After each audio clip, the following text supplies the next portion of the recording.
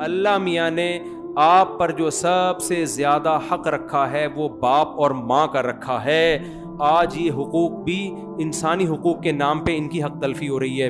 کمال کی بات یہ ہے کہ دنیا میں ہم نے ٹریولنگ کی, عورتوں کے حقوق بھی ہیں, مردوں کے حقوق بھی ہیں, جانوروں کے حقوق بھی ہیں, کتوں کے حقوق بھی ہیں, بلیوں کے حقوق بھی, کینگرو کے حقوق بھی ہیں, لیکن ماں باپ کے حقوق پر بات کرنے والا پوری دنیا میں کوئی بھی نہیں ہے.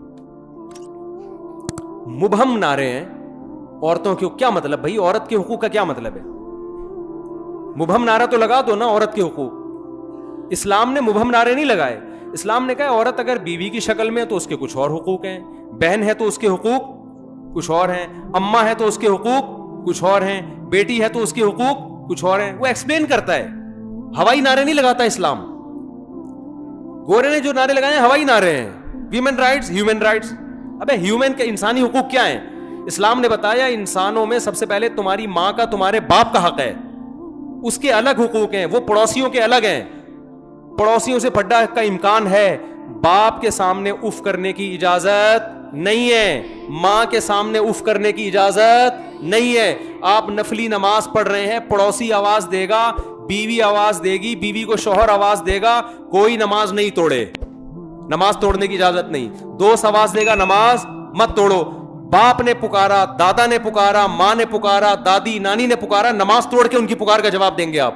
اتنا بڑا حق جو باپ دادا کا اور ماں اور نانی دادی کا رکھا ہے, یہ اللہ نے کسی کا نہیں رکھا اتنا بڑا حق. آج کیسے یار ان کے سامنے چیخ کے بات ہوتی ہے. میرے ایک جاننے والے تھے, واقعہ پرانا ہو گیا, اب ان کو نہیں پتا چلے گا میں ان کی بات کر رہا ہوں. وہ کیا تھے, اپنے باپ سے تمیز سے نہیں بات کرتے. میں نے جب ان کو سمجھایا یار جب تمہارے ابا سے ملو, تمہارے ابا تمہاری شکایت کر رہا ہے, تم ایک دم جو ہے نا ہائپر ہو جاتے ہو. تو مجھے کہنے لگا یار میں بلڈ پریشر کا مریض ہوں, مجھ سے برداشت نہیں ہوتا, میں بلڈ پریشر کا مریض ہوں, مجھ سے برداشت نہیں ہوتا, اور میرا ابا یہ, میرا پپا یوں, میرا ابا. تو ان کی ملٹی نیشنل کمپنی میں جاب لگ گئی. سمجھ میں آ رہی ہے بات؟ کمپنی میں کیا لگ گئی؟ جاب. اچھی پوسٹ پہ گئے, HR مینیجر بن گئے. مجھے خود اپنا واقعہ سنا رہے تھے, یار آج میں کسی امپلائی پہ غصہ ہوا, میری آواز اونچی ہو گئی, تو مجھے جو ان سے بھی بڑا کوئی تھا نا, کمپنی کا اونر ہوگا یا کوئی ڈائریکٹر ہوگا, اس نے مجھے بلایا اور مجھے کہا کہ آج کے بعد اونچی آواز آفس میں سننے کو نہ ملے. وہ پن ڈراپ سائلنٹ ہوتا ہے نا, کہہ رہا ہے ایسا ماحول تھا, ایسا چپ آرام سے, سب تمیز سے نا انسان کے بچوں کی طرح کام کر رہے ہیں جیسے ہوتا ہے بڑی اچھی کمپنیوں میں. اس کے بعد 1-1.5-2 سال انہوں نے وہاں جاب کی ہے, کبھی ان کی آواز ڈپریشن اور بلڈ پریشر کے مریض کی آواز کبھی بھی بلند نہیں. میں نے اس سے بڑا عبرت حاصل کی. میں نے کہا یار دیکھو وہاں جاب جانے کا خطرہ ہے, باس کے تو احسانات نہیں ہے, وہ تو تمہیں تنخواہ دے رہا ہے تمہیں نچوڑ کے, تمہارے تجربے سے فائدہ اٹھا رہا ہے, خود کروڑوں روپے چھاپ رہا ہے, تمہیں 2 لاکھ 3 لاکھ 4 لاکھ روپے دے رہا ہوگا نا, تم اس پر الٹا احسان کر رہے ہو. چند ٹکوں کی خاطر اب نہ بلڈ پریشر رکاوٹ بن رہا ہے اور نہ یہ کروایا جو آج تم مینیجر بنے ہوئے ہو. اپنی تنخواہ سے گودوں میں لے کے تمہیں گھوما, تمہیں گھر دیا, تمہیں نسب دیا, قوم دی, خاندان دیا, اس کی وجہ سے تمہاری پہچان ہے. وہ جب تھوڑا سا آڑا ترچھا ہوتا ہے تو آپ کی آواز کیا ہو جاتی ہے؟ اونچی. اور آپ کہتے ہیں میں ڈپریشن کا مریض ہوں, مجھ سے برداشت نہیں ہوتا.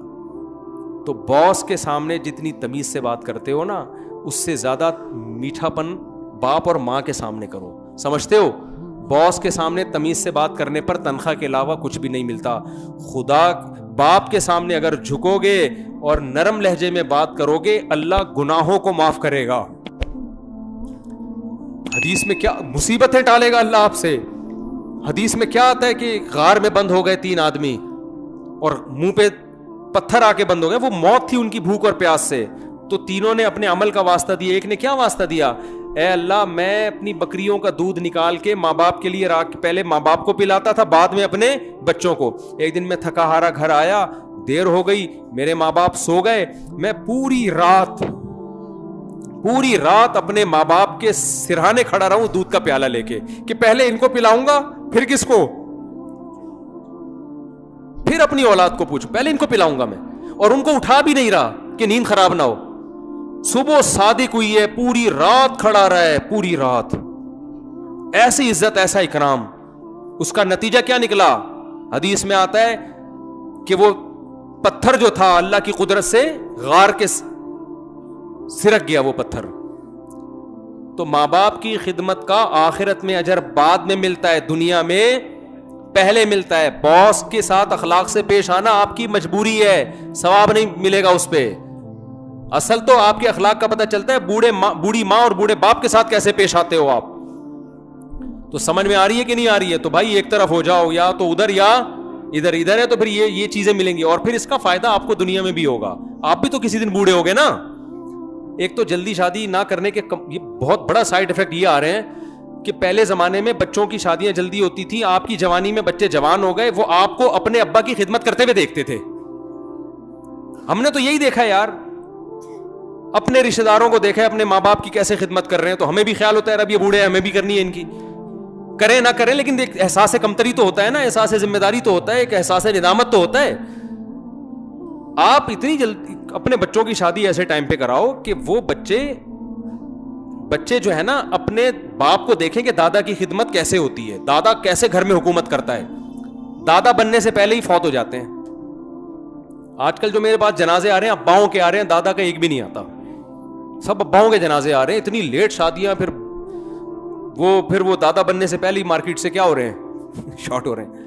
تو یہ چیزیں موٹیویشن عملی طور پر ہم نے تو دیکھا ہے نا اپنے بڑوں کو کیسے یار ہمارے والد نے ہماری دادی کی خدمت کی. ہم تو دیکھتے تھے, مجھے یاد نہیں پڑتا میرے والد نے میری دادی کے سامنے کبھی زندگی میں اونچی آواز میں بات کی ہو. جب تنخواہ ہمارے والد صاحب کی آتی تھی سب سے پہلے ہم دیکھتے تھے لا کے ہماری دادی کو اس میں سے ان کا حصہ دیتے تھے.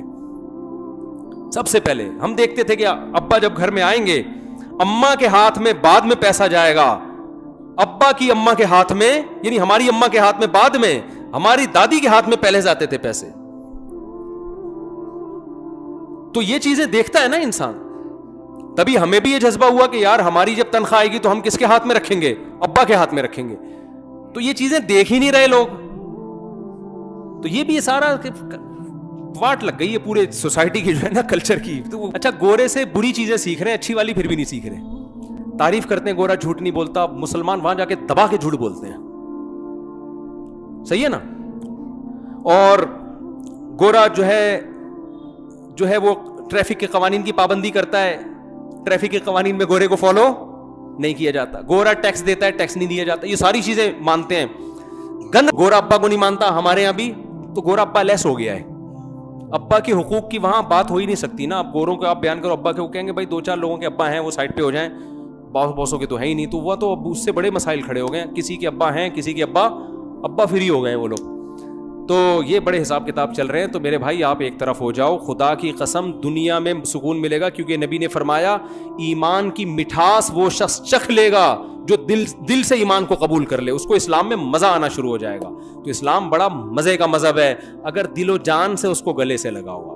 اگر آدھے تیتر آدھے بٹیرو تو ٹینشن کے علاوہ کچھ بھی حاصل نہیں ہوگا. تو جو خواتین بیان سن رہی ہیں ان سے بھی کہتا ہوں ایک دفعہ دل و جان سے اسلام کو گلے لگا لو, اور آپ سے بھی کہتا ہوں ایک دفعہ دل و جان سے کشتیاں جلا کے اسلام کو, طارق بن زیاد نے کشتیاں جلا دی تھی نا کہ یار اب واپسی کا آپشن ختم کر دیا, اب تو لڑنا ہی ہے, جب مرنا ہی ہے تو پھر جنگی جیت کے جائیں گے ہم, ٹھیک ہے نا, کیونکہ وہاں بھی پیچھے دریا ہے مریں گے. تو یہ کشتیاں جلا کے اسلام میں داخل ہو. سمجھتے ہو کہ نہیں سمجھتے؟ اللہ سمجھنے کی عمل کی توفیق عطا فرمائے.